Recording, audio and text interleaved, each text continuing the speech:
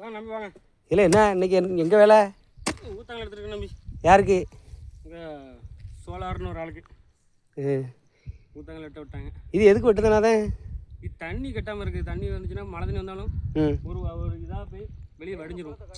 தண்ணி வயலில் கெட்டி கிடந்துச்சுன்னா வாழை அழிக்கிறோம். அதனால் தண்ணி கட்டாமல் இருக்குது. ஊத்தாங்கல் எடுத்து தண்ணியை வெளியே வடி வச்சுருவாங்க. எல்லா வயக்காரங்களும் எடுப்பாங்களா? இல்லை வயக்காரங்களும் எடுப்பாங்க. இது குளத்து வரனால கொஞ்சம் சீக்கிரம் எடுக்கும்.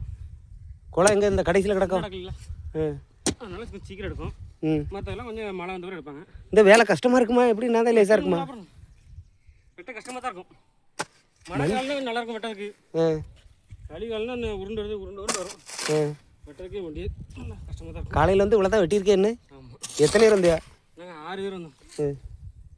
6 பேர் வந்துட்டு இவ்வளோ தான் வெட்டிருக்கோம். இது வெட்டி விடலாம் என்ன ஆகும்? வாழை தண்ணி கட்டி நின்று வாழை அழிக்கிறோம். எல்லா வாழைக்கும் எடுக்கணும்னு ரசகசிலி ஏத்தேன் செந்தலும் எடுக்கணும். ஊத்தாங்கல் எடுக்கணும் கண்டிப்பாக. வெட்ட ரொம்ப கஷ்டமாக இருக்கும் முழுக்கல. முந்துங்கு